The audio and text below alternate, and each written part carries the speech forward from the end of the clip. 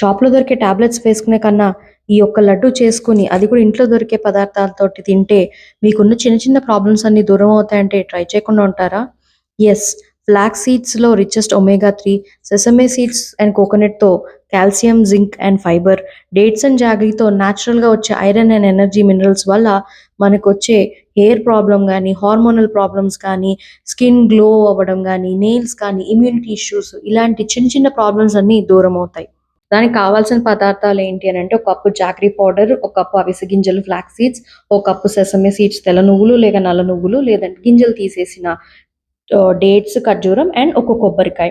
వీటన్నిటిని రెడీ చేసుకుంటే మన బయోటిన్ లడ్డు రెడీ చేసుకోవడం చాలా ఈజీ. దానికి కావాల్సింది ఒక పాన్ తీసుకొని అవిసె గింజల్ని డ్రై రోస్ట్ చేసుకోవడం.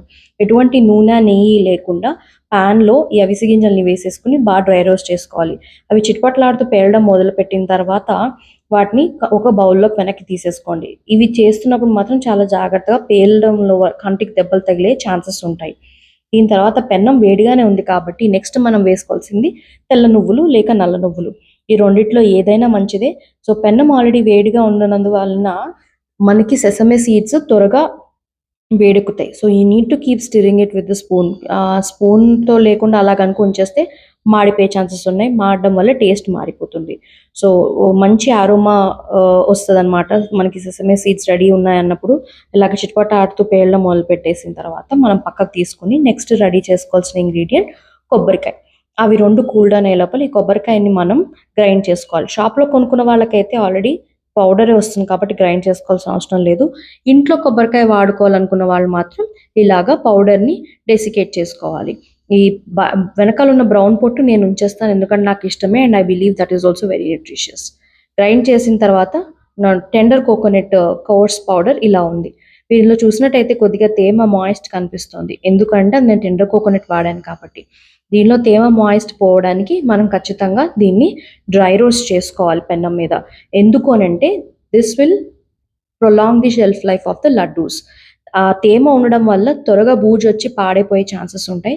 కొబ్బరిలో ఎప్పుడైతే తేమ ఉండదో దాని షెల్ఫ్ లైఫ్ ప్రొలాంగ్ అవుతదనమాట. స్టోర్ నుంచి ఆల్రెడీ పౌడర్ తెచ్చుకున్న వాళ్ళకైతే తేమ ఉండదు కాబట్టి వాళ్ళు డైరెక్ట్‌గా డ్రై రోస్ట్ చేసుకోక్కర్లేదు. పౌడర్‌ని రెడీ చేసేసుకోవచ్చు.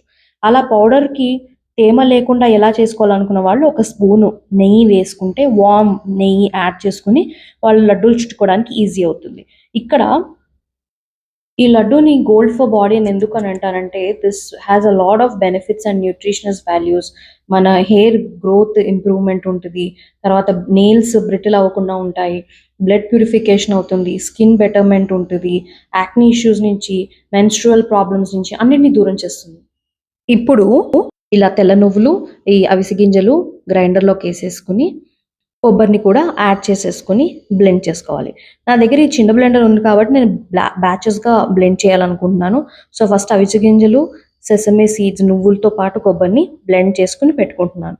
ఇక్కడ బ్లెండ్ చేసిన తర్వాత ఈ పౌడరు ఇలా కోర్స్‌గా వచ్చింది. ఇందులో కూడా మనం ఎటువంటి లిక్విడ్ యాడ్ చేయకూడదు. నెక్స్ట్ బ్యాచ్ ఇది నా ఫస్ట్ బ్యాచ్ లుక్ ఇలా ఉంది. దీని తర్వాత నేను నెక్స్ట్ బ్యాచ్‌లో యాడ్ చేసింది మిగిలిన కొబ్బరి తురుము, బెల్లం పౌడరు అండ్ కొన్ని ఖర్జూరాలు ఇక్కడ నేను యాడ్ చేస్తున్నాను. మీరు గమనించాల్సింది ఒకటేంటంటే ఫస్ట్ బ్యాచ్‌కి, సెకండ్ బ్యాచ్‌కి తేడా ఉంటుంది. ఎందుకంటే పదార్థాలు డిఫరెంట్ కాబట్టి. ఇప్పుడు ఈ సెకండ్ బ్యాచ్‌ని కూడా నేను గ్రైండ్ చేసేసిన తర్వాత మొత్తం ఫస్ట్, సెకండ్ బ్యాచ్ కలిపిన తర్వాత ముద్ద ఇలా వచ్చింది. This is how my entire mould of laddoos is going to look like. ఇప్పుడు ఈ తేమంతా ఆల్రెడీ మనకి జాగరీ పౌడర్ నుంచి, ఖర్జూరాల నుంచి వచ్చింది కాబట్టి మనకి లడ్డూలు ఇలా చుట్టుకోవడానికి చాలా ఈజీగా ఉంటుంది. లడ్డూలో తేమ లేని వాళ్ళు ఒక స్పూను నెయ్యి యాడ్ చేసుకోవచ్చు. అందరికీ ఈ రెసిపీ ఎలా అనిపించిందో ఖచ్చితంగా నా కామెంట్స్లో తెలియచేయండి. మీకు ఏదైనా క్వశ్చన్స్ ఉన్నా, డౌట్స్ ఉన్నా, లేదంటే ఈ రెసిపీ ట్రై చేశారా, చేసిన వాళ్ళు ఎలా అనిపించింది అనేది నాకు కామెంట్స్ ద్వారా తెలియచేయండి. ఖచ్చితంగా అయితే అందరికీ నచ్చుతుంది అనుకుంటున్నాను. Healthy life, happy life. Take care. Bye.